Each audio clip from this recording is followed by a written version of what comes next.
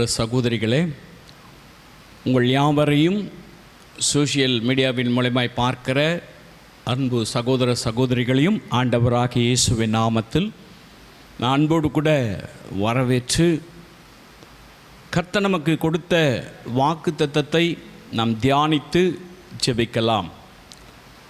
ஆண்டவர் இந்த மாதத்தில் நமக்கு கொடுத்திருக்கிற வாக்குத்தத்தம் ஏசாயா தீர்க்கதரிசன புஸ்தகம் 48ஆம் அதிகாரம் 17ஆம் வசனத்தினுடைய பிற்பகுதி நாம் வாசிக்கலாம். முன்னாடியிலிருந்து வாசிக்கலாம், அந்த முழு வசனத்தையும் வாசிக்கலாம். இஸ்ரவேலின் பரிசுத்தராயிருக்கிற உன் மீட்பரான கர்த்தர் சொல்லுகிறதாவது பிரயோஜனமாய் இருக்கிறதை உனக்கு போதித்து நீ நடக்க வேண்டிய வழியிலே உன்னை நடத்துகிற உன் தேவனாகிய கர்த்தர் நானே.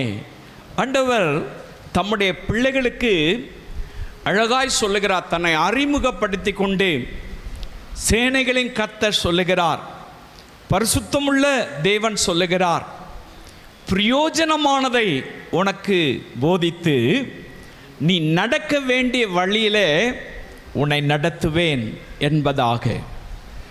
எனக்கு அன்பான அன்பு சகோதரனே சகோதரியே, அவர் நமக்கு ஒரு நல்ல போதகராய் இருக்கிறார். அவர் நமக்கு நல்ல ஒரு டீச்சராய் இருக்கிறார். அவர் நமக்கு நல்ல ஒரு முன்மாதிரியாய் இருக்கிறார். அவர் நமக்கு சகல சத்தியத்தையும் போதிக்கிறார். பிரியமானவர்களே, அவர் போதிக்கிற காரியத்தை நாம் புரிந்து கொண்டால்தான் கர்த்தருடைய வாக்குத்தத்தங்களை சுதந்திரிக்க முடியும். அன்பானவர்களை, சிலருக்கு பார்த்தீங்கன்னு சொன்னாக்கா அட்வைஸ் பண்ணும் அப்படின்னாக்கா பிடிக்காது. ஆலோசனை என்றாலே அது ஏற்றுக்கொள்ள மனசு இருக்காது, அதை ஏற்றுக்கொள்ளுகிற பக்குவம் இருக்காது, அதை ஏற்றுக்கொள்ளக்கூடிய பொறுமை இருக்காது. ஆலோசனை என்று வந்தாலே சிலர் சொல்லுவாங்க ரொம்ப அறுக்கிறாரு அப்படி சொல்லுவாங்க. சிலர் சொல்லுவாங்க அவர் என்னைய டார்கெட் பண்ணி பேசுகிறாரு அப்படி சொல்லுவாங்க. சிலர் சொல்லுவாங்க இல்லை அவர் பேசுறது பிரயோஜனமாக இருக்குது அப்படின்னு சொல்லுவாங்க. இது எல்லா இடங்களிலும் எல்லாருக்கும் நடக்கிற ஒரு சம்பவம் தான். ஆனால் கர்த்தர் இங்கே சொல்கிறாரு, நான் உனக்கு பிரயோஜனமானதை போதித்து நீ நடக்க வேண்டிய வழியில் நடத்துகிற உன் தேவனாகிய கர்த்தர் நானே. நான் தான் உன்னை நடத்துவேன். எப்படி நடத்துவேன் அப்படி சொன்னாக்கா, பிரயோஜனமானதை உனக்கு நான் சொல்லிக் கொடுப்பேன், பிரயோஜனமான காரியங்களை உனக்கு போதிப்பேன் அப்படி சொல்லி ஆண்டவர் வாக்குத்தத்தம் செய்கிறார். என்னை கேட்டுக்கொண்டிருக்கிற அன்பு சகோதரனே சகோதரியே, பிரயோஜனமான காரியங்களை தான் வேதம் நமக்கு சொல்லிக் கொடுக்கிறது. இயேசுடைய உபதேசங்கள் எல்லாவற்றிலும் நீங்கள் கவனித்து பார்த்தீர்கள் என்று சொன்னால் அவர் ஆலோசனை கர்த்தராய் இருந்திருக்கிறார். பிரயோஜனமானதை அவர் அந்த 3 ஆண்டு கால ஊழியத்தில் நமக்கு அவர் போதித்து கொடுத்திருக்கிறார். அந்த போதனை தான் நம்ம இதுவரை நடத்தி கொண்டு வருகிறது. பிரியமானவர்களே, பிரயோஜனமான காரியத்தை நமக்கு அவர் போதிக்கிறேன்னு சொல்றார். அது என்ன பிரயோஜனமான காரியம்? வாசித்து பார்க்கலாம். யோவான் சுவிசேஷம் 16ஆம் அதிகாரம் 7-8 வசனங்களை வாசிக்கலாம். இந்த வேத பகுதி இப்படியாய் சொல்லுகிறது, வாசிக்க கேட்கலாம். நான் உங்களுக்கு உண்மையை சொல்லுகிறேன். நான் இயேசு சொல்றார் தம்முடைய சிஷ்யர்களுக்கு, நான் உங்களுக்கு உண்மையை சொல்லுகிறேன். நான் போகிறது உங்களுக்கு பிரயோஜனமாய் இருக்கும். நான் போகிறது உங்களுக்கு பிரயோஜனமாய் இருக்கும். நான் போகாதிருந்தால் தேற்றரவாளன் உங்களிடத்தில் வரான். நான் போவேனே ஆகில் அவர் உங்களிடத்திற்கு அனுப்புவேன். அவர் வந்து பாவத்தை குறித்தும் பாவத்தை குறித்தும் நீதியை குறித்தும் நீதியை குறித்தும் நியாய தீர்ப்பை குறித்தும் நியாய தீர்ப்பை குறித்தும் உலகத்தை கண்டித்து உணர்த்துவார். உலகத்தை கண்டித்து உணர்த்துவார். ஹல்லேலூயா. இதுதாங்க பிரயோஜனமுள்ள ஒரு போதனை. கர்த்தர் சொல்றாரு, நான் பிரயோஜனமானதை உங்களுக்கு போதிப்பேன் அப்படின்னு சொல்றார். என்ன பிரயோஜனமானது? அவருடைய போதனையில பாவத்தை குறித்தும் நீதியை குறித்தும் நியாய தீர்ப்பை குறித்தும் கண்டித்து உணர்த்துவார். இதுதான் அவர் போதிக்கிற பிரயோஜனமான போதனை. இதில் கவனிச்சு பாருங்க, நீ பாவம் செய்கிற அப்படின்னு ஒரு மனுஷனை பார்த்து சொல்லிட்டோம்னாக்கா அந்த போதனையை அவன் ஏற்றுக்கொள்ள மாட்டான். நீ யார் எனக்கு சொல்றது அப்படின்னு திருப்பி ஒரு கேள்வி கேட்பான். நீதியை குறித்து இதுதான்ப்பா சரியானது, இதுதான் போக வேண்டிய வழி, இதுதான் நியாயமானது அப்படி சொன்னாக்கா அதை அவங்க ஒரு கோணத்தில் இருப்பாங்க, அவங்களுடைய மைண்ட் செட்டில் இருப்பாங்க. அவங்க என்ன பண்ண மாட்டாங்க, அதை ஏற்றுக்கொள்ள மாட்டாங்க. அது எனக்கு தேவையில்லை அப்படி சொல்லுவாங்க. பாருங்க, நியாய தீர்ப்பை குறித்து இயேசு வரப்போறாருப்பா, மனம் திரும்பு, ரட்சிக்கப்படு, நீ ஆண்டவருடைய பிள்ளையா மாறு அப்படின்னு சொன்னா, நியாய தீர்ப்பை குறித்து சொன்னா அதை ஏற்றுக்கொள்ளக்கூடிய மனது அநேகருக்கு இல்லை. அப்ப என்ன ஆகிறது சொன்னா, நாம் அவர் போதிக்கிற பிரயோஜனமான காரியத்தை ஏற்றுக்கொள்ளாதபடினாலே அவர் நம்மை நடத்த முடியல. அவர் இங்க தெளிவா சொல்றாரு, நான் உங்களுக்கு பிரயோஜனமானதை போதித்து நீ நடக்க வேண்டிய வழியிலே உன்னை நடத்துகிற உன் தேவனாகிய கர்த்தர் நானே என்று சொல்லி அழகாய் சொல்லுகிறார். அவர் நடத்தணும், அவருடைய போதனையை ஏற்றுக்கொள்ளணும், பிரயோஜனம் உள்ளதாய் இருக்கணும் அப்படின்னு சொன்னா அவருடைய போதனைகளை கட்டாயம் நாம் ஏற்றுக்கொள்ளணும். அவருடைய போதனையில் அவருடைய சத்தியத்தில் எல்லாமே அடங்கி இருக்கிறது. பிரியமானவர்களே, சத்தியத்தை அறிவீர்கள், சத்தியம் உங்களை விடுதலையாக்கும். சத்தியம் என்பது தேவனுடைய வசனமே. எனக்கு அன்பானவர்களே, அவருடைய போதனைகளை, பிரயோஜனமுள்ள போதனையை ஏற்றுக்கொள்ளும் பொழுதுதான் கர்த்தர் நம்மை நடத்துவார். இந்த மாதம் முழுவதும் நீங்கள் நடக்கணும் இல்லை, இந்த மாதம் முழுவதும் ஆவியானவர் நடத்தணும் இல்லை. உங்களுடைய பிஸ்னஸை, உங்களுடைய தொழிலை, உங்களுடைய படிப்பை, உங்களுக்கு வேண்டிய சுகத்தை, பலத்தை, ஃபைனான்ஷியல் காரியங்களை எல்லாம் சந்தித்து இந்த மாதம் முழுவதும் நடத்தின இல்லை. அப்போ பிரயோஜனமான போதனை எது? பாவத்தை குறித்து கண்டித்துணர்த்தும் பொழுது அதை அக்செப்ட் பண்ணணும். நீதியை குறித்து பேசும் பொழுது அவர் என்ன சொல்றது அப்படின்ட்டு நெக்லெக்ட் பண்ணக்கூடாது. அப்ப நியாய தீர்ப்பை குறித்து கண்டித்துணர்த்தும் பொழுது கட்டாயம் அதில் கவனம் செலுத்த வேண்டும், உணர்ந்து பார்க்க வேண்டும். அப்படி அதை ஏற்றுக்கொள்ளும் பொழுதுதான் பிரயோஜனம் உள்ளதாக அந்த போதனை மாறும். பிரயோஜனமுள்ள ஒரு போதனையாக அதை நாம் மாற்றிக்கொள்வோம் என்று சொன்னால், அவர் காட்டுகிற வழியிலே, அவர் சொல்லுகிற வழியிலே, அவர் நடத்தி செல்லுகிற வழியிலே அவர் நம்மை நடத்தி செல்வார். பிரியமானவர்களே, எனக்கு அன்பான அன்பு சகோதரனே, சகோதரியே, அவர் போதனைகள் எப்படிப்பட்டது, அவர் எப்படிப்பட்ட போதனையை நமக்கு சொல்லிக் கொடுத்தார், எப்படி அவர் போதிக்கிறார்? நீங்கள் வேதத்தில் வாசித்து பார்க்கும் பொழுது சங்கீதங்களின் புஸ்தகத்தில் 34ஆம் அதிகாரம் 11ஆம் வசனத்தை வாசிக்கும் பொழுது அவர் எப்படிப்பட்ட போதனையை நமக்கு சொல்லுகிறார். வாசிக்கலாம். பிள்ளைகளே வந்து எனக்கு செவி கொடுங்கள், வந்து எனக்கு செவி கொடுங்கள்.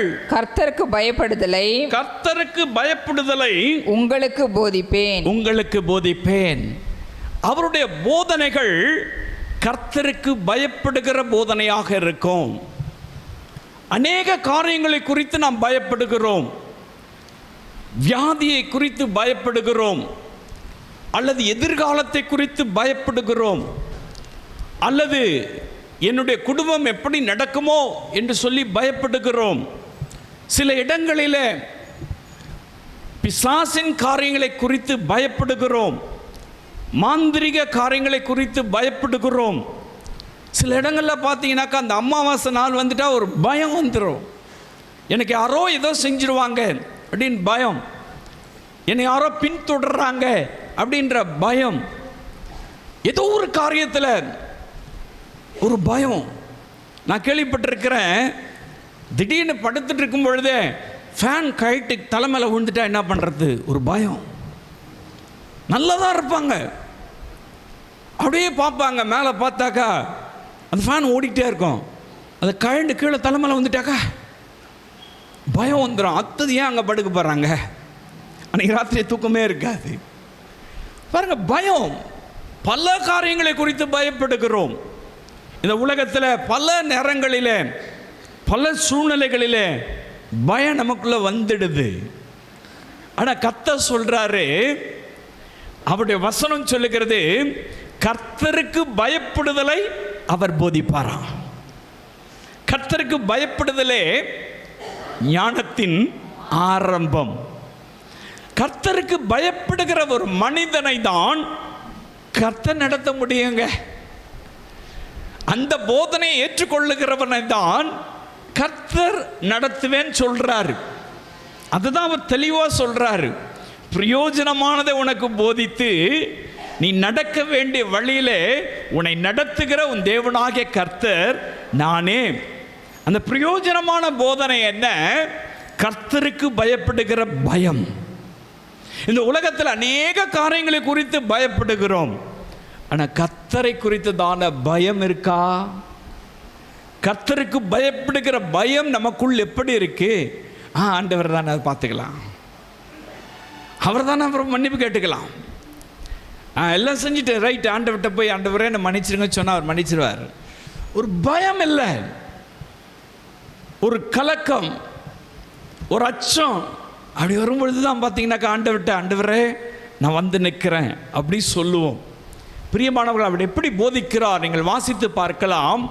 மத்தேயு சுவிசேஷத்தில் 10ஆம் அதிகாரம் 28ஆம் வசனத்தை வாசிக்கலாம். மத்தேயு 10:28. ஆத்துமாவை கொல்ல வல்லவர்களாயிராமல், ஆத்துமாவை கொல்ல வல்லவர்களாயிராமல், சரீரத்தை மாத்திரம் கொல்லுகிறவர்களுக்கு, சரீரத்தை மாத்திரம் கொல்லுகிறவர்களுக்கு நீங்கள் பயப்பட வேண்டாம், நீங்கள் பயப்பட வேண்டாம். ஆத்துமாவையும் சரீரத்தையும், ஆத்துமாவையும் சரீரத்தையும் நரகத்திலே அழிக்க வல்லவருக்கே, நரகத்திலே அழிக்க வல்லவருக்கு பயப்படுங்கள், பயப்படுங்கள். ஹல்லேலூயா! எவ்வளோ அழகான போதனை பாருங்க, கர்த்தருக்கு பயப்படுகிற ஒரு போதனை. இந்த உலகத்தில் உன்னை கொல்றேன்னு சொல்றவனுக்கு பயப்படாத, உன்னை கொலை பண்றேன்னு சொல்றவனுக்கு பயப்படாது, உன்னை அழிச்சிருவேன்னு சொல்றவனுக்கு பயப்படாது, உன்னை எதிர்த்து உன்னை ஒன்றும் இல்லாமல் நிர்மூலமாக்கிடுவேன்னு சொல்றவனுக்கு நீ பயப்படாத. உன்னை நரகத்துக்கு தள்ளி அழிக்க வல்லவருக்கு, ஆத்மாவையும் சரீரத்தையும் நரகத்துக்கு தள்ளி அழிக்க வல்லவருக்கு பயப்படுங்கன்னு இயேசு சொல்லுகிறார். அந்த பயம் நமக்கு கொஞ்ச நாள் இருக்குதா? இன்னைக்கு நான் இந்த உலகத்தை விட்டு போனா நான் யாரை சந்திப்பேன்,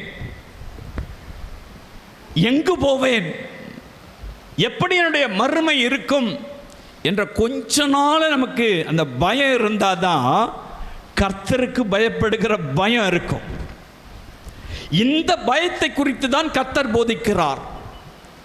இன்னைக்கு இந்த உலகத்தில் நம்ம சௌகரியமாக இருக்கணும், சுகபோகமாக இருக்கணும், நம்ம நினைச்ச காரியத்தை நம்ம நிறைவேற்றி கொள்ளணும், நம்ம எப்படி வேண்டுமானாலும் ஆண்டவர்கிட்ட கேட்டு பெற்றுக்கொள்ளலாம், அதெல்லாம் கொடுத்துட்றாரு. நம்ம பாடணும், ஜெபிக்க ஜெபிக்க அவர் தலையசைப்பார், ஜெபிக்க ஜெபிக்க எல்லாம் கொடுத்துருவார். ஆனால் ஒரு நாள் வரும், அந்த நாளிலே பாருங்க நம்முடைய நிலைமை எப்படிப்பட்டதாக இருக்கும் என்று சொல்கிற ஒரு ஃபியர் நமக்கு இருக்கணும், ஒரு பயம் நமக்கு இருக்கணும். அதுதான் கர்த்தருக்கு பயப்படுகிற பயம். இந்த உலகத்தில் மேக்சிமம் உன்னை என்ன செய்ய முடியும்? சாகடிக்க முடியும். மேக்சிமம் இந்த சரீரத்தை அழிக்க முடியும். அவனுக்கு நீ பயப்படாதே. அந்த விதமான பயமுறுத்துதலுக்கு நீ பயப்படாதே. நீ யாருக்கு பயப்படு? சரீரத்தையும் ஆத்துமாவையும் நரகத்தில் தள்ள வல்லவருக்கு நீ பயப்படு என்று சொல்லி இயேசு போதிக்கிறார். இதுதான் கர்த்தருக்கு பயப்படுகிற பயம். இந்த பயம் இருக்கிறவன் தான் ரட்சிக்கப்பட்டவன். இந்த பயம் இருக்கிறவன் தான் கர்த்தரால் நடத்தப்படுகிற ஒரு பாத்திரவான். பிரியமானவர்களே, இன்றைக்கு ஆண்டவர் நமக்கு போதிக்கிற ஒரு போதனை அவருக்கு பயப்படும்படியாய் அவர் போதிக்கிறார். அவருக்கு பயப்படுகிற பயம் நமக்குள்ள வரும் பொழுதுதான் ஆவியானவர் நம்மை நடத்துகிறதை காண முடியும். அவர் சொல்றார், அதை தான் சொல்றார். அவர் நம்ம நடத்தணும் அப்படின்னு சொன்னா பிரயோஜனமான போதனை நீ ஏற்றுக்கொள். என்ன போதனை? அவருக்கு பயப்படுகிற பயம் என்று சொல்லுகிற போதனை. எனக்கு அன்பானவர்களே, நீங்க அவருக்கு பயப்படுகிற பயத்தோடு கூட நடப்பீர்கள் என்று சொன்னால், எனக்கு பயப்படும் பயம் எங்கே என்று சொல்லி கேட்டவர் அவருக்கு பயந்து நாம் செயல்படுவோம் சொன்னாக்கா கட்டாயம் கர்த்தர் நம்மை நடத்துகிறதை நாம் காண முடியும். ஹல்லேலூயா. நெருக்கம், உபத்திரவங்கள், போராட்டங்கள் எல்லாம் வரலாம். கொலை நடக்கிற அளவுக்கு சொல்றார். இந்த உலகத்தில் நம்ம எவ்வளோ மேக்சிமம் இருக்குதோ பிரச்சனை, அதை சொல்றாரு இங்க. அதுக்கு நீ பயப்படாத. பொருளாதார நிலைமையில் அல்லது சரீர பிரகாரமாக ஏதோ ஒன்று, ஏதோ ஒரு பலவீனம், ஏதோ ஒரு காரியத்தினால நடுக்கம், ஏதோ ஒரு காரியத்தினால யாரோ பயமுறுத்தி கொண்டிருக்கிற சூழ்நிலைகள், இதெல்லாம் நீ பயப்படாத. எனக்கு பயப்படு. நான் தான் உன்னை நரகத்துக்கோ அல்லது பரலோகத்துக்கோ கொண்டு செல்லுகிறவர். எனக்கு பயப்படுங்கிறபடியால் பயந்தான் நான் உன்னை நடத்துவேன் அப்படின்னு சொல்கிறார். எனக்கு அன்பானவர்களே, நீ கர்த்தருக்கு பயப்படும் பயம் எங்கேன்னு ஆண்டவர் கேட்கிறார். அந்த பயம் நமக்கு இருக்கா? இந்த வாக்குத்தத்தம் சொந்தமாகணும்னா பிரயோஜனமானதை நான் உனக்கு போதிக்கிறேன்னு சொல்கிறார். அந்த பிரயோஜனமான காரியத்தை நம்ம ஏற்றுக்கொள்ளணும். அல்லது பிரயோஜனமான காரியம் நம்முடைய வாழ்க்கையில் ஆசீர்வாதமாய் மாறணும், கர்த்தர் நம்மை நடத்தணும் அப்படி சொன்னான். அவருக்கு பயப்படுகிற ஒரு பயத்தை அவர் போதிக்கிறார். அந்த பயம் நமக்குள்ளே இருந்தாக்கா அவர் நம்மை நடத்தி செல்வார். ஹல்லேலூயா. அடுத்து வேதம் என்ன சொல்லுகிறது? நீங்கள் வாசித்து பார்க்கலாம். சங்கீதங்களின் புஸ்தகத்தில் 94 சங்கீதம் 10 வசனத்தை வாசிக்கலாம். சங்கீதம் 94:10.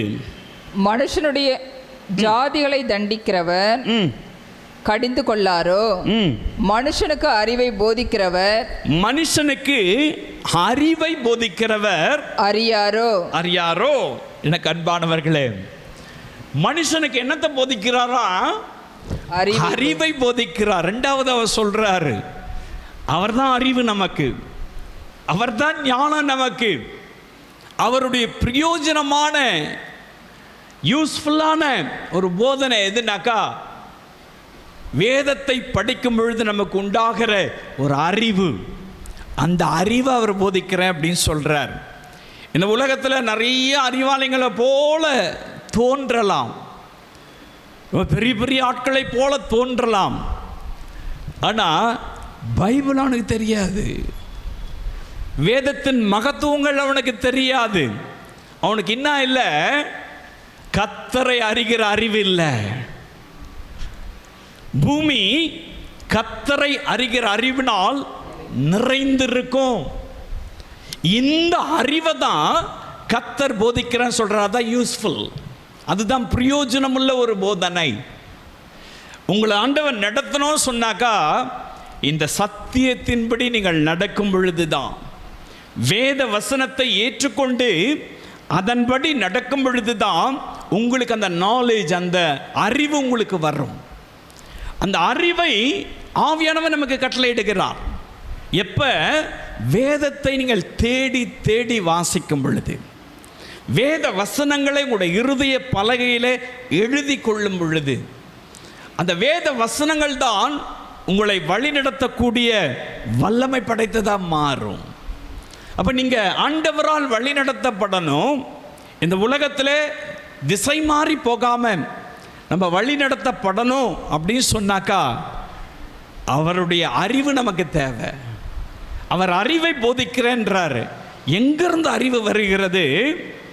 வேத வசனத்தின் மூலமாய் பரிசுத்த ஆவியானவராலே போதிக்கப்படும் பொழுது அந்த அறிவு நமக்கு வருகிறது. ஹல்லேலூயா. பிரியமானவர்களே, நீங்கள் வேதத்தில் வாசித்து பார்க்கலாம். மத்தேயு சுவிசேஷத்தில் 12ஆம் அதிகாரம் 36ஆம் வசனத்தை வாசிக்கலாம். மனுஷர் பேசும் வீணான வார்த்தைகள் யாவையும் குறித்து நியாய தீர்ப்பு நாளிலே கணக்கு ஒப்புவிக்க வேண்டும் என்று உங்களுக்கு சொல்லுகிறேன். இதான் அறிவு.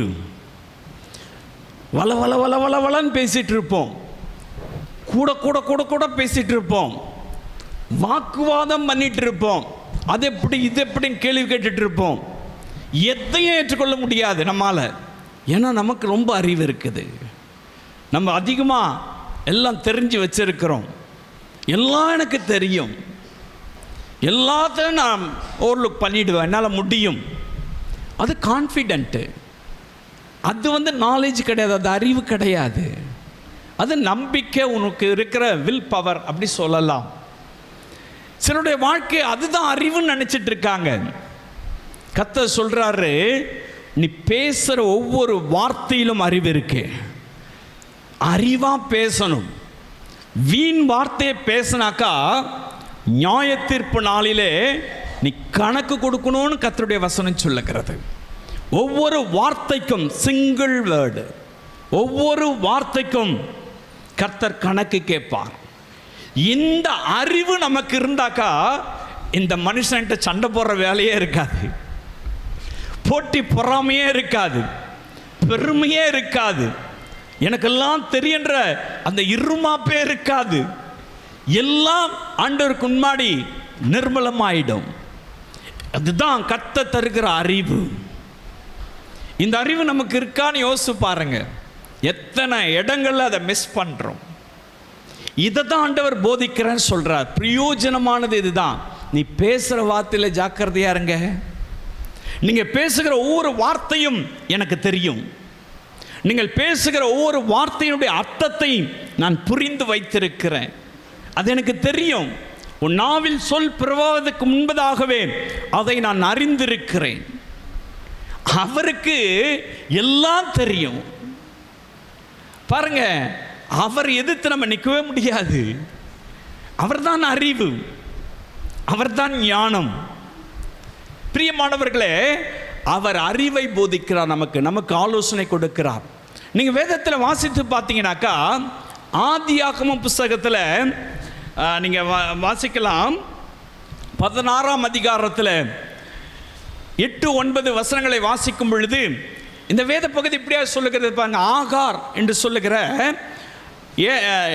ஆபிரகாமுடைய மறுமனையாட்டி இவ தன்னுடைய நாச்சியார் ஆகிய தன்னுடைய அக்காவா இருக்கிற சாராள் இடத்துல கொடுமைப்படுத்தப்படுறா. அப்படி கொடுமைப்படுத்தப்படுறத அவளால் தாங்கிக் கொள்ள முடியல. அப்படி தாங்கிக் கொள்ள முடியாதவ வீட்டை விட்டு வெளியில் ஓடியாந்துட்டா. அவ கர்ப்பவதியா இருக்கிறான்.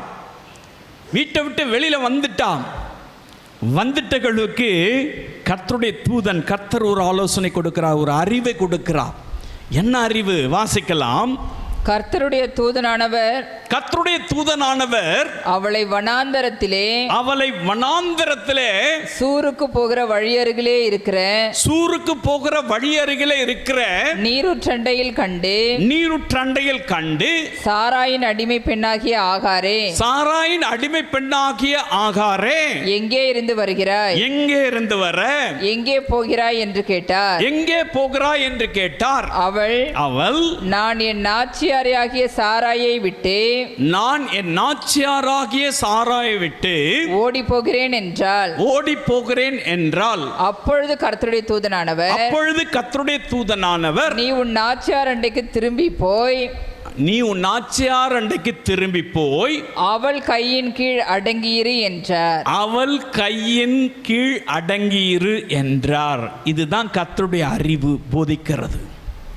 இவ பாருங்க, நெருக்கங்க, அந்த வீட்டில் இருக்க முடியல, இன்சல்ட்டிங், அந்த வீட்டில் மிகப்பெரிய கொடுமை நடக்குது.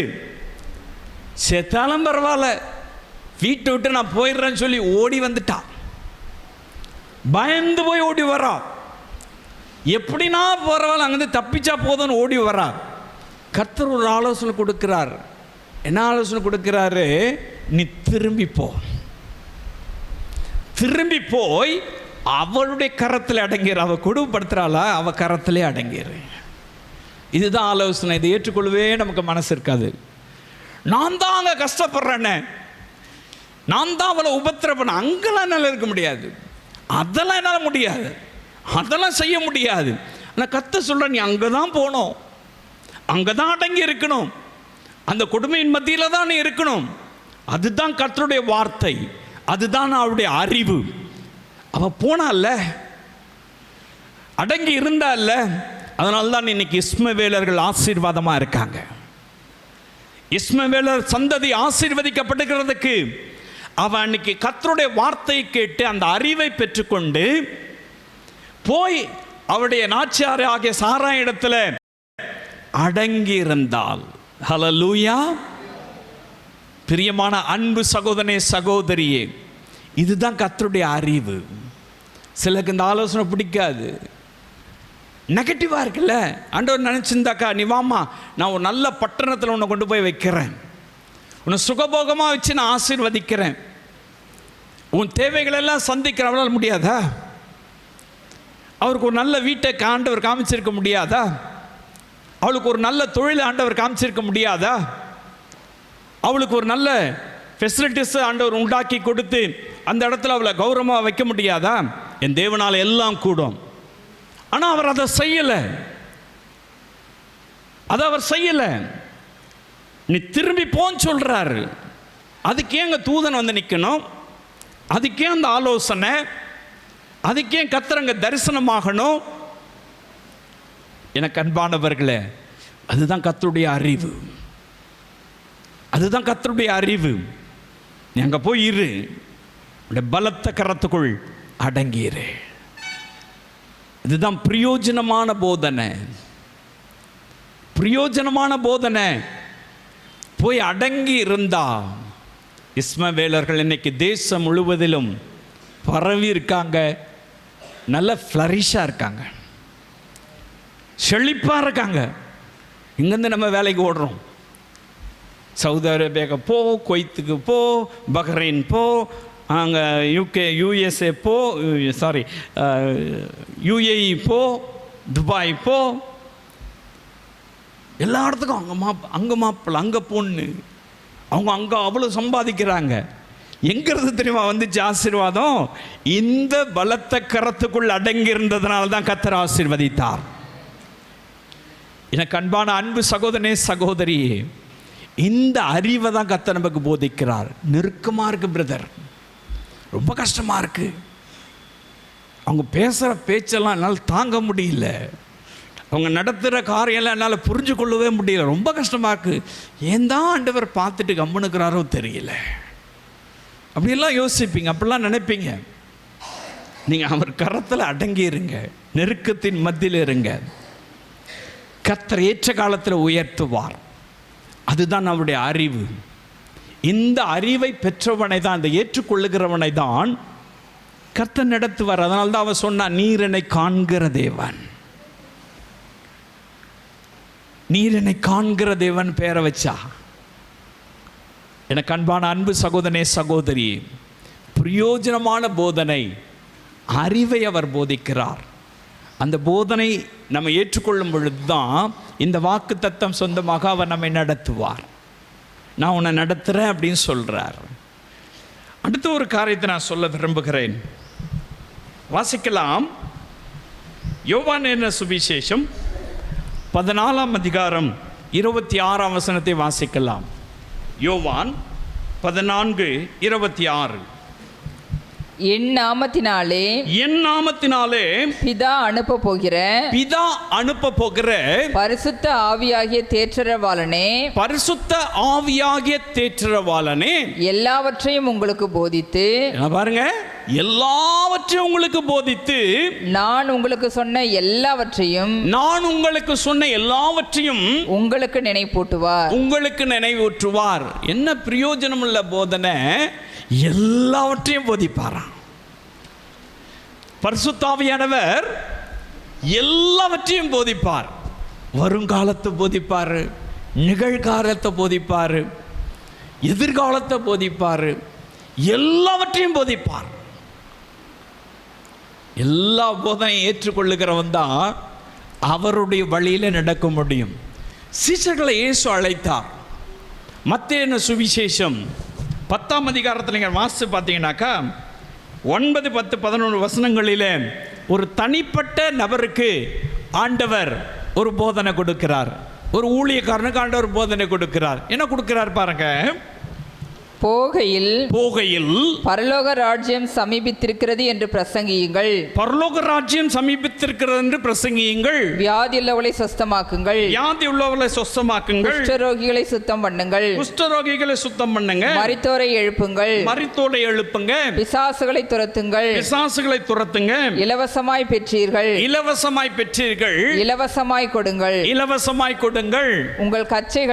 உங்கள் கச்சைகளில் பொன்னையாவது வெள்ளியாவது செம்பையாவது வழிக்காக பையாவது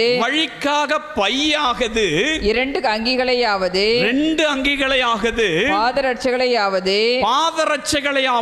தடியையாவது தேடி வைக்க வேண்டாம். தனிப்பட்ட ஆலோசனை ரொம்ப கடுமையா இருக்குல்ல? இதுதான் கர்த்தர் எல்லாவற்றையும் போதிக்கிறது. கொஞ்சம் கவனிச்சு பாருங்க. ஒரு மனுஷனுக்கு என்னென்ன தேவை? ட்ரெஸ்ஸு. ஒரு மனுஷனுக்கு செருப்பு தேவை. ஒரு மனுஷனுக்கு கச்சை தேவை. ஒரு மனுஷனுக்கு என்ன வேணும்? தடி தேவை, ஆயுதம் வேணும். ஏதாவது ஒன்று நடக்குதுனாக்கா அதுக்கு ஆயுதம் வேணும். இதெல்லாம் நீ எடுத்துகிட்டு போகக்கூடாது. இதெல்லாம் நீ ஊழியத்துக்கு எடுத்து போகக்கூடாது. நீ என்ன பிரசங்கம் பண்ணணும்? மனம் திரும்புகள், பரலோக ராஜ்யம் சமீபித்திருக்கிறது. இதுதான் கர்த்தருடைய அறிவு. இதுதான் எல்லாவற்றையும் போதிக்க, தனிப்பட்ட நபருக்கு போதிக்கிற ஒரு போதனை. நம்ம எல்லாம் வேணும்னு கேட்டுனுக்கிறோம். கவனிச்சு பாருங்க. நம்ம எல்லாம் வேணும்னு கேட்டுனுக்கிறோம். கர்த்தர் இங்க என்ன சொல்றாரு? இதெல்லாம் உனக்கு தேவையில்லைன்றாரு. 2 அங்கி உனக்கு தேவையில்லை, 1 போதும். கோல் உனக்கு தேவையில்லை, எந்த ஆயுதமும் உனக்கு தேவையில்லை, நீ தனியாக போ. காலில் செருப்பு தேடிட்டு இருக்காத. இத்தனை ஜோடி வேணும், அத்தனை ஜோடி வேணும், இது அழகா இருக்காது, அழகா இருக்காது தேடாத. அதெல்லாம் உனக்கு தேவையில்லை. இதுதான் கர்த்தருடைய வழி நடத்துதல். இதுதான் அவரால் போதிக்கப்படுகிற சகல காரியம். எவ்வளோ அழகா டீச் பண்றார்ல, எப்படி ஊழியக்காரன் இருக்கணும்னு சொல்றார்ல, ஊழியம் எப்படி செய்யணும்னு சொல்கிறார்ல. இன்றைக்கி பாருங்கள், எல்லாம் சஃபசிகேட்டடாக இருக்கணும். மற்றவர்களைப் போல சராசரி வாழ்க்கை வாழறதுக்கு கர்த்தர் நம்மை அழைக்கலை. அவன் அப்படி இருக்கிறான், இவன் எப்படி இருக்கிறான், அவங்க அப்படி பண்ணுறாங்க, இப்படி பண்ணுறாங்க, இதை பார்த்துட்டு இருக்கிறதுக்கு கர்த்தர் நம்மை அழைக்கலை. அதை பார்த்து காப்பி பண்ணுறதுக்கு கர்த்தர் அழைக்கலை. நீ வித்தியாசமானவன். உன்கிட்ட ஒன்றும் இல்லைனால இயேசு இருக்கிறார். நீ ஒன்றும் இல்லாத தான் போகணும். அதுதான் அவருடைய சகல போதனை. இதை ஏற்றுக்கொள்றதுக்கு மனசு இல்லை. எல்லாரும் போல நான் இருக்கணும். அவங்க இருந்தாங்களே, இவங்க இருந்தாங்களே. பாருங்க, கொஞ்சம் யோசிச்சு பாருங்க, என்ன தப்பு பண்ணிட்டு இருக்கோம். எப்படி ஆண்டவர் உன்னை நடத்த முடியும்? கேட்டதை கொடுத்துருவாரு, நீ ரிசீவ் பண்ணிக்குவ, கேட்டதை பெற்றுக்கொள்வ. ஆனால் அவரால் நடத்தப்பட முடியாது. அவரால் நீ நடத்தப்படணும்னாக்கா அவர் சொல்றதை நீங்க கேட்கணும். இப்படி தான் நான் இருப்பேன்னு சொன்னாக்கா அது அவர் நடத்துகிற வழி அல்ல, நீங்கள் உங்கள் மாம்சத்தில் நடக்கிற காரியம். கர்த்தர் உங்களை நடத்தணும் இல்லை, நான் உனக்கு பிரயோஜனமானதை போதித்து நீ நடக்க வேண்டிய வழியிலே உன்னை நடத்துகிற உன் தேவனாகிய கர்த்தர் நானேன்னு சொல்கிறார்ல. பிரயோஜனமான போதனை என்ன? எல்லாவற்றையும் நான் உனக்கு போதிக்கிறேன்னு சொல்கிறார். ஒரு தனிப்பட்ட மனிதன் எப்படி இருக்க வேண்டும் என்று சொல்லி போதிக்கிறார். அடுத்து பாருங்க, அதே வேதாகமத்தில் அதே வசனத்தில் 10ஆம் அதிகாரத்தில் மத்தேயு 13 வாசி பார்த்தீங்கன்னாக்கா ஊழியத்தை குறித்து போதிக்கிறார். எப்படி அவன் ஊழியம் செய்யணும் அப்படின்றத போதிக்கிறார். வாசிக்கலாம். ஒரு வீட்டுக்குள் பிரவேசிக்கும் போது, ஒரு வீட்டுக்குள் பிரவேசிக்கும் பொழுது அதை வாழ்த்துங்கள், அதை வாழ்த்துங்கள். அந்த வீடு பாத்திரமாய் இருந்தால், அந்த வீடு பாத்திரமாய் இருந்தால் நீங்கள் கூறின சமாதானம், நீங்கள் கூறின சமாதானம் அவர்கள் மேல் வர கடவது. அவர்கள் மேல் வர கடவது. அபாத்திரமாய் இருந்தால், அபாத்திரமாய் இருந்தால் நீங்கள் கூறின சமாதானம், நீங்கள் கூறின சமாதானம் உங்களிடத்திற்கு திரும்ப கடவது. உங்களிடத்துக்கு திரும்ப கடவது. எவனாகிலும் உங்களை உங்களை ஏற்றுக்கொள்ளாமலும் உங்கள் வார்த்தைகளை கேளாமலும் போனால், வார்த்தை கேளாமல் போனா அந்த வீட்டையாவது பட்டணத்தையாவது விட்டு புறப்படும் பொழுது உங்கள் கால்களில் படிந்த தூசியை உதறி போடுங்கள். அழகாண்ட சொல்லிட்டார். ஒரு ஊழியக்காரர் எப்படி ஊழியம் செய்யணும்? வீட்டுக்குள்ள பிரவேசிக்கும் பொழுது அவங்களை வாழ்த்துங்க, அவங்களுக்கு சமாதானம் சொல்லுங்க, அவங்கள ஆசீர்வதிங்க. அந்த ஆசீர்வாதத்துக்கு அவன் பாத்திரவான அந்தாக்கா அந்த ஆசீர்வாதம் அவங்களுக்கு வரும். அப்படி அவங்க பாத்திரவானா இல்லைனாக்கா ஊழியக்காரன் உனக்கு வந்துறையா. இதுதான் கர்த்தருடைய ஆலோசனை, இதுதான் அவர் போதிக்கிற போதனை. எனக்கு ஒன்றும் இல்லைன்னு சொல்லாத, நீ போய் ஆசீர்வதி, நான் அவங்கள பிளஸ் பண்ணேன். அவங்க தகுதியாக இருந்தால் அது அவங்களுக்கு கிடைக்கும். அவங்களுக்கு போய் சொல்ற உனக்கு ஒன்றும் நஷ்டம் கிடையாது. அப்படி அவங்க தகுதி இல்லாதவங்களா இருந்தாக்கா உனக்கு தான் லாபம். ஹல்லேலூயா, நமக்கு தான் லாபம். எனக்கு அன்பானவர்களே, இதுதான் அவன் சகலத்தையும் போதிக்கிறது. ஒரு ஊழியக்காரன் எப்படி ஊழியம் செய்யணும் அப்படின்றது. இன்னைக்கு பாருங்க, நம்முடைய ஊழியங்களில் மற்ற ஊழியங்களில் எந்த ஊழியங்களாக இருந்தாலும் சரி, இது செய்கிறோமா? இல்லை, அப்படி ஆலோசனை ஏற்றுக்கொள்றது கிடையாது. அதுக்கு தான் ஆண்டவர் சொன்னார், காலில் செருப்பு இல்லாமல் போனார். இன்னைக்கு நான் கூட சரி ஷூ தான் போட்டுன்னு போகிறேன், செருப்பு இல்லாமல் போன்னு சொன்னார் ஆண்டவர். ஏன்னாக்கா அந்த தூசி படிது பற்றியா காலில், அந்த தூசியை உதறி விடுறதுக்கு தான். ஹல்லேலூயா. உன் காலில் தூசி படியாமல ஊழியம் செய்கிற, உன் காலில் எந்த இன்ஜூரும் இல்லாமல்ல ஊழியம் செய்கிற. எப்படி கர்த்தர் நடத்த முடியும் உங்கள் ஊழியத்தை, உங்களுடைய குடும்பத்தை, உங்களுடைய தனிப்பட்ட வாழ்க்கையை? அவர் தான் சொல்லியிருக்காரா, நீ எதையும் எடுத்துகிட்டு போகக்கூடாது, வெறுமனை போ. நீ போகும்பொழுது அவங்கள வாழ்த்து, அவங்கள ஆசீர்வதி. அப்படி அவங்க ஏற்றுக்கொள்ளலன்னு சொன்னாக்கா உன் காலில் படித்து தூசியை உதறி தள்ளிட்டு வா, நான் பார்த்துக்கிறேன் மீதியெல்லாம். இதுதான் அவன் சகலத்தையும் போதிக்கிறது.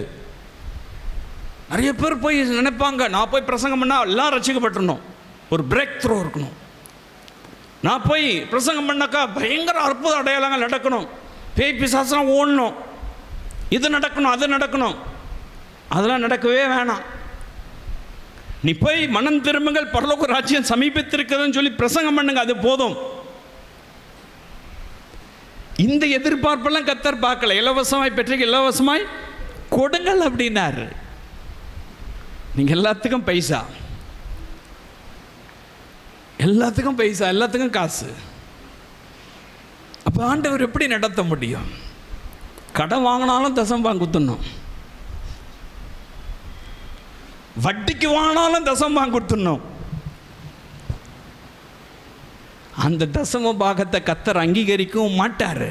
அது ஒரு ஊழியத்துக்கு பிரயோஜனம் உள்ளதாகவும் இருக்காது. அவன் கஷ்டப்பட்டு அவனை வருத்தி அப்படியெல்லாம் நடக்குது. நான் யாரையும் சொல்ல விரும்பல, நிறையா நடக்குது. பிரியமானவர்களை கொஞ்சம் யோசிச்சு பாருங்க. ஆண்டவருடைய போதனை இதுதாங்க, பிரயோஜனம் உள்ளதை போதிக்கிறார். ஒரு ஊழியக்காரன் எப்படி இருக்கணும், ஒரு ஊழியம் எப்படி நடத்தணும், அழகாக போதிக்கிறார். அடுத்து பாருங்க, நீங்க வாசித்து பார்த்தீங்கன்னா மத்தேயு 10:21 21, 22 வாசிக்கலாம். சகோதரன் தன் சகோதரனையும், சகோதரன் தன் சகோதரனையும், தகப்பன் தன் பிள்ளையையும், தகப்பன் தன் பிள்ளையையும் மரணத்துக்கு ஒப்பு கொடுப்பார்கள். மரணத்துக்கு ஒப்பு கொடுப்பார்கள். பெற்றாருக்கு விரோதமாக பிள்ளைகள் எழும்பி, பெற்றோருக்கு விரோதமாய் பிள்ளைகள் எழும்பி அவர்களை கொலை செய்வார்கள். அவர்களை கொலை செய்வார்கள். என் நாமத்தின் நிமித்தம், என் நாமத்தின் நிமித்தம் நீங்கள் எல்லாராலும் பகைக்கப்படுவீர்கள். நீங்கள் எல்லாராலும் பகைக்கப்படுவீர்கள். முடிவு பரியந்தம் நிலைத்திருப்பவனே, முடிவு பரியந்தம் நிலைத்திருக்கிறவனே ரட்சிக்கப்படுவான். ரட்சிக்கப்படுவான். ரொம்ப அழகா சொல்லிட்டார். உனக்கு துன்பம் இருக்கையா, நான் துன்பத்தின் வழியில தான் உன்னை நடத்துவேன். இந்த போதனை ஏற்றுக்கொள்ளணுங்க. அப்பதான் இந்த வாக்குத்தத்தம் சொந்தமாகும். நீ என்னுடைய நாமத்தை தரித்து கொண்டு நான் கொடுக்கிற கிருபைகள்லாம் பெற்றுக்கொண்டு நான் சொல்றபடியெல்லாம் நீ போனாலும் உனக்கு என்ன இருக்கும்? துன்பம் இருக்கும். வீட்டாரால துன்பம் இருக்கும், சமுதாயத்தில் துன்பம் இருக்கும், பிசாசினால துன்பம் இருக்கும், உபத்திரவம் இருக்கும், போராட்டங்கள் இருக்கும். நீ அதில் நிலைச்சு நின்னாதான் நீ ரட்சிக்கப்படுவ. இதுதான் அவருடைய போதனை. கொஞ்சம் கொண்டல ஆயிடுச்சுனாக்கா, ஆண்டவரே ஏன் இப்படி ஆச்சு, நான் இதை பண்ணுறேனே, அதை செய்கிறேனே, இதை இப்படி செஞ்சேன்னு அப்படி செஞ்சேன்னு. நீ எதை வேணா செஞ்சுக்கோ, கர்த்தருடைய போதனை நீ துன்பத்தை அனுபவிக்கணும். அவர் ஈஸியாக எதுவும் சொல்லி கொடுத்துருவோம். உன்னை ஆசீர்வதித்து உன்னை அப்படியே பயங்கரமாக உயர்த்திடுவேன். நீ அப்படியே வானத்திலேருந்து எல்லாம் பழந்துன்னு ஒன்று கொட்டிடும். நீ அப்படியே எல்லாம் அப்படியே ஏக போகமாக இருப்ப. அப்படியெல்லாம் சொல்லலைங்க. நீ பகைக்கப்படுவேன்னு சொல்கிறாரு. சொந்த ஜனங்களால் பகைக்கப்படுவ, துன்பம் இருக்கும், உபத்திரவம் இருக்கும், கடினமாக இருக்கும் சில நேரங்களில். பிரியமானவர்கள், அதை ஏற்றுக்கொள்ளுகிறவனை தான் தேவனாகிய கர்த்தர் நடத்த முடியும். அதுதான் பிரயோஜனமான உபதேசம். அவர் எதையும் மறைக்கல, எதையும் அவர் முலாம் பூசி மறைக்கல. சில இடங்களில் சுவிசேஷம் சொல்லும்போது, நீ இயேசுவை ஏற்றுக்கோ, நீ பெரிய ஆளாயிடுவ, உனக்கு எல்லா வியாதியும் சரியாயிடும், உன் பிரச்சனைலாம் மாறிடும், உனக்கு ஆண்டவர் வீட்டை கொடுத்துருவார், நீ இப்படி ஆயிடுவ அப்படி ஆயிடுவ அப்படியெல்லாம் சொல்லுவாங்க. போய் ட்ராக்ஸை கொடுத்துவிட்டு நான் கூட அப்படி சொல்லிக்கிறேன். அந்த நாட்களில் இயேசு ஏற்றுக்கொண்டாக்கா நீ இப்படி ஆயிடுவா அப்படி ஆயிடுவேன்னு. திருப்பி அவங்க கேட்பாங்க, நீ வச்சுக்கிற அந்த வண்டியை என்கிட்ட கொடுத்துறேன்னு. கொடுக்க மாட்டேன், கொடுக்க மாட்டேன். ஆனால் சொல்கிறது பார்த்தா பெருசாக சொல்கிறது. நீ இயேசு ஏற்றுக்கொண்டா இதெல்லாம் கிடைக்கும், போகும், வரும். ஆண்டவர் ஆசீர்வதிப்பார் தான், இல்லைன்னு சொல்லலை. சும்மா நாங்கட்டையும் கதை விடக்கூடாது. துன்பமும் இருக்கும். அநேக துன்பத்தின் வழியாக தான் பரலோக ராஜ்யத்துக்குள்ளே பிரவேசிக்க முடியும். துன்பம் இல்லாத மனுஷனே கிடையாது. அவனுக்கே இது வந்துச்சு, ஆண்டவருக்கு அது முன்னாடி தெரியாதா? அந்த ஊழியக்காரனுக்கே அந்த வியாதி வந்துச்சு, இவனுக்கே அந்த வியாதி வந்துச்சு, இப்படியே நடக்கணும், அது ஆண்டவருக்கு முன்னாடியே தெரியாதா? அவ தடுத்திருக்க கூடாதா? உன் அறிவு ஒன்றுமில்லாத அறிவு, உன் ஞானம் ஒன்றில்லாத ஞானம், ஜீரோ. அவர் ஆனந்த ஞானம் உடையவர், அவருக்கு தெரியும் எல்லாம். ஹல்லேலூயா. அவர் எல்லாவற்றையும் போதிக்கிறவர், எல்லா காரியத்தையும் போதிக்கிறவர். அந்த போதனை நீ ஏற்றுக்கொள்ளும் பொழுதுதான் கர்த்தர் நம்மை ஆசீர்வதிக்க முடியும், அவருடைய வழி நடத்துதலை உணர முடியும். இப்போ அவர் உங்களை வழி நடத்தணும்ல, அவர் பிரயோஜனமானதை போதிக்கிறார்ல. நான் உங்களுக்கு வெறும் சிம்பிளாக தான் சொன்னேன். அவர் என்னத்தை போதிக்கிறாரு? அவருக்கு பயப்படுகிற பயத்தை போதிக்கிறார். அவர் என்னத்தை போதிக்கிறாரு? உங்களுக்கு அவருடைய அறிவை போதிக்கிறார். அவர் என்னத்தை போதிக்கிறாரு? எல்லாவற்றையும் போதிக்கிறார், சகல காரியத்தையும் போதிக்கிறார். அவருடைய போதனைகள் அளவு கடந்தது. அது கடலை போலது, கடற்கரை மணலை போன்றது. வேதத்தை படிக்க படிக்க படிக்க, வாசிக்க வாசிக்க வாசிக்க, அவருடைய போதனையை நீ அங்கீகரித்து கொள்ள ஏற்றுக்கொள்ள உடைய வாழ்க்கையில் அவருடைய அன்பை ருசி பார்க்க முடியும். அவர் நடத்துகிறதை காண முடியும். அதுதான் அவர் சொன்னார் வாக்குத்தத்தமாய், நான் உனக்கு பிரயோஜனமானதை போதித்து நீ நடக்க வேண்டிய வழியிலே உன்னை நடத்துகிற உன் தேவனாகிய கர்த்தர்ன்னு சொல்லிட்டு அழகாக சொல்லி கொடுத்துருக்கிறாருங்க. இதுதான் பிரயோஜனமான போதனை. இந்த போதனையை நீங்கள் ஏற்றுக்கொண்டு தான் ஆகணும். இந்த வாக்குத்தத்தம் சொந்தமாக அவர் நடத்தணும் அப்படின்னு சொன்னார். சில நேரங்களில் கடினமாக தான் இருக்கும். சிசையிட்ட கூட கேட்குறாரு, அவருடைய திருவிருந்த குறித்து சொல்கிறார், பாடுகளை குறித்து சொல்கிறார். என் மாம்சத்தையும் ரத்தத்தையும் பானம் பண்ணி நீங்கள் புசிக்கணும் அப்படின்னு சொன்னால் இது கடினமான உபதேசம், இதை யார் பின்பற்றுவார்கள்? ஓடிவிட்டான். பாதி பேருக்கு மேலே காணும். சீசில் பார்த்து கேட்குறார், நீங்களும் போயிடறதுக்கு மனசாக்குறீங்களா? இதுதான் அவருடைய போதனை. பிரியமானவர்களே, அவருடைய போதனையை ஏற்றுக்கொள்ளும் பொழுது உங்களுக்கு பிரயோஜனமுள்ளதாய் மாறும். அவருடைய நடத்துதலை நீங்கள் காண முடியும். இந்த வாக்கு தத்தம் சொந்தமாகும். நம்ம ஆண்டவருக்கு ஒப்பு கொடுக்கலாமா? நம்ம ஆண்டவருடைய சமூகத்தில் ஒப்பு கொடுக்கலாம். ஆண்டவரே, எனக்கு பிரயோஜனமானதை நீர் போதிக்க சித்தமாக இருக்கிறீர். உங்களுக்கு பிரயோஜனமான காரியத்தை நான் சிந்திக்கும்படியான உணர்வை எனக்கு தாங்க. உமக்கு பயப்படும் பயத்தை எனக்கு கற்றுக் கொடுங்க. உம்முடைய அறிவு எனக்கு தேவைப்பா. இயேசுவே, நீர் எல்லாவற்றையும் எனக்கு போதிக்கணும், எல்லாவற்றையும் எனக்கு உணர்த்தி சொல்லணும். அப்படி சொல்லி ஆண்டவர் சமூகத்தில் உண்மையாக ஒப்பு கொடுங்க. அவர் உங்களுடைய தேவைகளை எல்லாம் சந்திப்பார். அவருடைய நடத்துதலை நீங்கள் காண முடியும். இந்த வேத வசனத்தை கேட்டுக்கொண்டிருந்த இந்த அன்பு சகோதர சகோதரிகளை கர்த்தர் ஆசீர்வதிப்பீராக. உம்முடைய போதனையினால் அவர்கள் நிரப்பப்பட்டு உம்முடைய வழி நடத்துவதை அவர்கள் உணர்ந்து எல்லாவற்றிலும் ஆசீர்வாதமாக இருக்கும்படியாக நான் ஆசீர்வதித்து ஜெபிக்கிறேன். இயேசுவின் நாமத்தில் நல்ல பிதாவே.